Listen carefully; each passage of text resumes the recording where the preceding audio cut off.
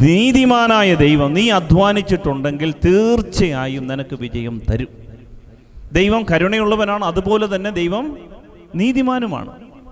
നീതിമാനായ ദൈവം നീ നന്നായി പരിശ്രമിച്ചിട്ടുണ്ടെങ്കിൽ ദൈവം കൃത്യമായിട്ട് നിനക്ക് ഉത്തരം തരും, നീ വിജയിക്കും. അപ്പോൾ പിന്നെ ഈ മനുഷ്യർ വന്നിട്ട് അച്ഛാ ഒന്ന് ചോദിക്കുക, അച്ഛാ ശരിയാവുമോ, അച്ഛാ ഇതൊന്ന് റെഡിയാവുമോ അച്ഛാ, ഇങ്ങനെ ചോദിക്കുന്നതിൻ്റെ കാര്യം എന്താണെന്നറിയോ? പ്രിയപ്പെട്ട ദൈവമക്കളെ, ഈ മനുഷ്യൻ്റെ ഉള്ളിൽ എന്തായിത്തീരും എൻ്റെ ഭാവി എന്നതിനെക്കുറിച്ചുള്ള ആശങ്കയാണ്. ലക്ഷണം പറയുന്നവൻ വീട്ടിലൊക്കെ വന്നിരുന്നിട്ട് അമ്മ വന്നാട്ടെ, ഇരുന്നാട്ടെ, നോക്കിക്കാട്ടെ, എന്നാ മുഖത്തെ എന്നാ ഐശ്വര്യം, 50 രൂപയുടെ വെക്ക്, ബാക്കിയോടെ ഞാൻ പറയാം, ഇങ്ങനെ പറയുന്ന ടീമൊക്കെ ഉണ്ടല്ലോ.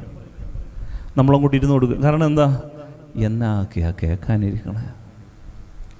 നിന്റെ ഭാവി, ദൈവ പൈതലെ, നിന്റെ ഭാവി നിന്റെ കർത്താവിൻ്റെ കരങ്ങളിലാണ്. അതുകൊണ്ടാണ് ഈ ലക്ഷണം പറയുന്നവൻ്റെ പുറകെ പോയാൽ, ഈ വെളിച്ചപ്പാടിൻ്റെ പുറകെ പോയാൽ, ഇങ്ങനെയുള്ള ദർശനം കാണുന്ന ആളുകളുടെ അടുത്ത് പോയാൽ കർത്താവിന് ഇത് മനം പുരട്ടുന്ന അനുഭവമാണെന്ന് പറയും.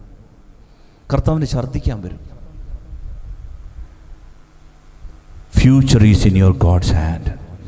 നിന്റെ ഭാവി അവൻ്റെ കൈകളിലാണ്.